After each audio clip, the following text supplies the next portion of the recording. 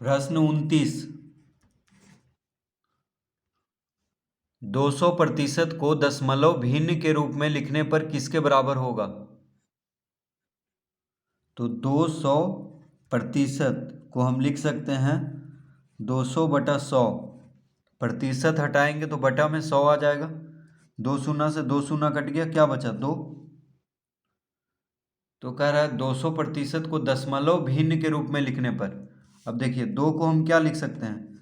2.00 लिख सकते हैं, क्योंकि दशमलव के बाद शून्य का कोई मतलब नहीं है। तो 2 को हम लिख सकते हैं 2.00। तो इसका उत्तर आ चुका है 2.00। प्रश्न 30। रमेश के पास सुरेश से 40% अधिक धन है। यदि सुरेश के पास 3600 रुपया हो तो रमेश के पास कितना धन है? तो यहाँ पे कह रहा है कि रमेश के पास सुरेश से 40% अधिक धन है। तो देखिए सुरेश के पास कितना है? 3600।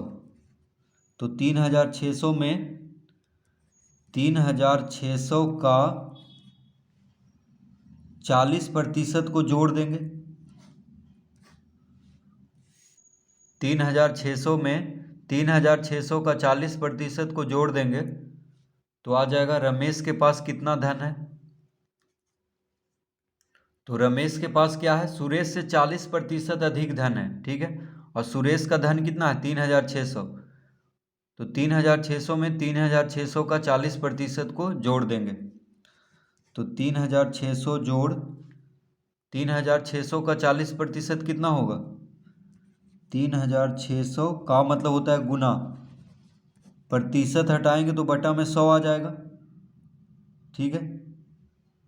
प्रतिशत हटाएंगे तो बटा में 100 आ गया। 2 शून्य से 2 शून्य काट लेंगे, यानी 3600 जोड़ 36 को 40 से गुना करेंगे तो आ जाएगा 1440। तो 3600 का 40% हो जाएगा 1440। अब इसको जोड़ देते हैं। 0 4 6 4 10, हाथ में रहा 1, 3 1 4 1 5, यानी 5040 रुपया। तो रमेश के पास कितना धन है? 5040 रुपया।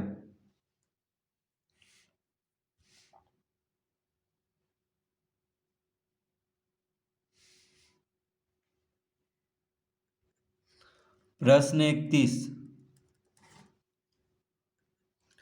अ का वेतन ब का वेतन से 50% अधिक है। यदि अ का वेतन 30 रुपया हो तो ब का वेतन बताएं। तो यहाँ पे क्या पूछ रहा है? अ का वेतन ब के वेतन से 50% अधिक है, तो ब का वेतन को x मान लेंगे, ठीक है।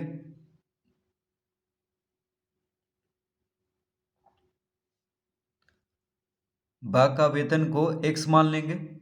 तो कह रहा है अ का वेतन ब का वेतन से 50% अधिक है, यानी x जोड़ x का 50% लिख लेंगे और बराबर 30 कर देंगे। क्यों 30 करेंगे? क्योंकि दिया हुआ है आ का वेतन 30 रुपया है, ठीक है। आ का वेतन कितना दिया हुआ है? 30 रुपया।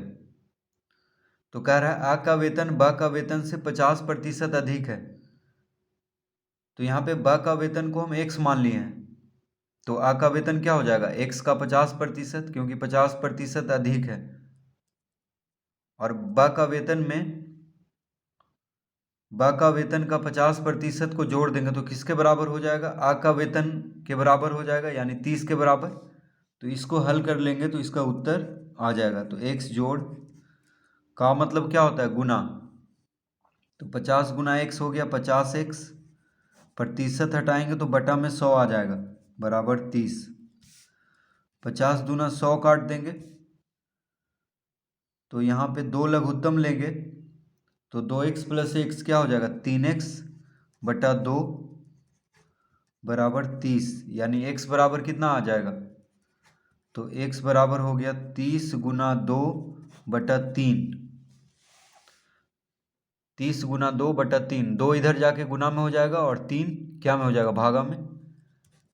10 दिया 30 काट लेंगे, यानी 10 दूना 20। तो x बराबर कितना आ गया, 20। तो ब का वेतन कितना है, 20 रुपया। ब का वेतन को हम x मान लिए थे, तो ये आ गया 20 रुपया।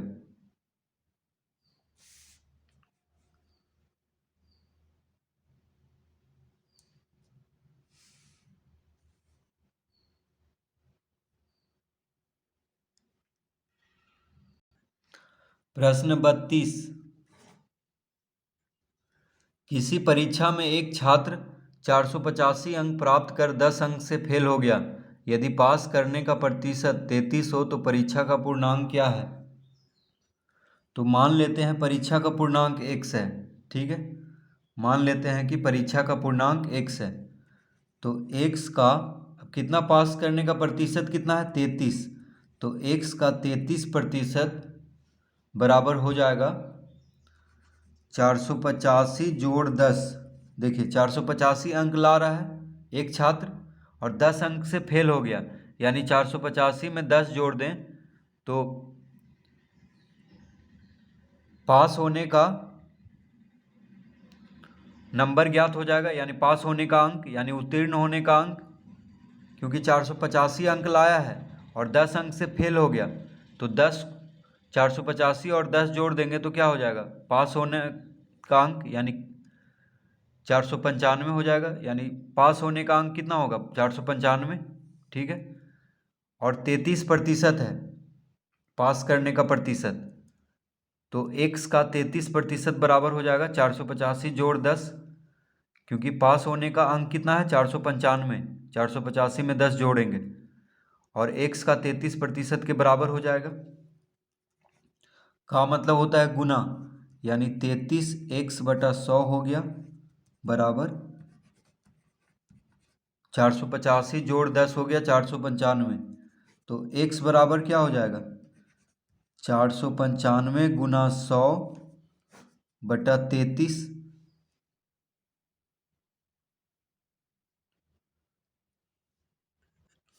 495 को 33 से काट देंगे तो 15 बार में कट जाएगा, यानी 1500 है परीक्षा का पूर्णांक।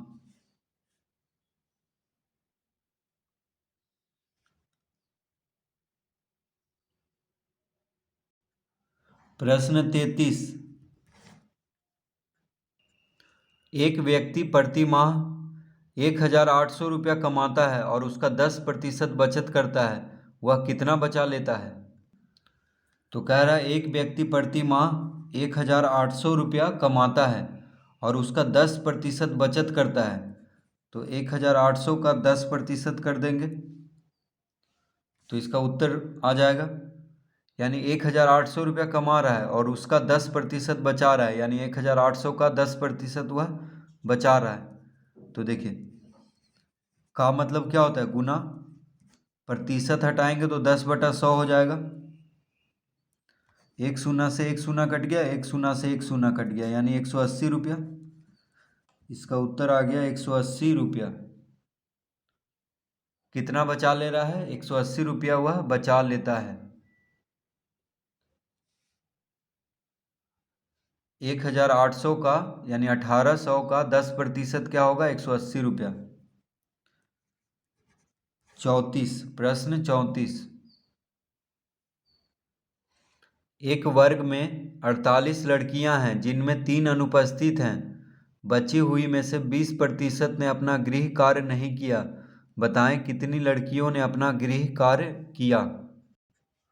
तो यहाँ पे हम लिख देंगे 45 माइनस 45 का 20%। 45 कहाँ से आया है, तो कह रहा है एक वर्ग में 48 लड़कियां हैं। कितना है, 48 लड़कियां हैं जिनमें 3 अनुपस्थित हैं, 3 जो है नहीं आई है पढ़ने के लिए। तो 48 में से 3 घटाएंगे तो क्या आ जाएगा, 45। अब कह रहा है बची हुई में से 20% ने अपना गृह कार्य नहीं किया, तो कितना बचा, 48 लड़कियां हैं, 3 नहीं आई है, 3 जो है पढ़ने नहीं आई है, तो 45 बच गया।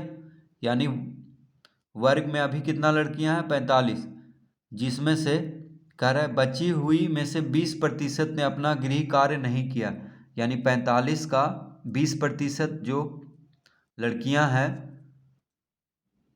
उसने गृह कार्य नहीं किया है। तो बताएं कितनी लड़कियों ने अपना गृह कार्य किया है। तो 45 में से कुल लड़की कितना है, 45 जो वर्ग में उपस्थित है, उसमें से 45 का 20% को घटा देंगे तो गृह कार्य जिसने किया है, कितनी लड़कियां ने किया है, वह ज्ञात हो जाएगा। तो 45 माइनस का मतलब होता है गुना, 45 गुना 20/100 कर देंगे तो 20 पचे 100, 20 पचे 100, 5 नंबर 45, 45 में से 9 घटा देंगे 36, यानी 36 लड़कियों ने अपना गृह कार्य किया है और 9 लड़की जो है गृह कार्य नहीं की है। 45 का 20% कितना हो गया, 9। तो इसका उत्तर हो जाएगा 36।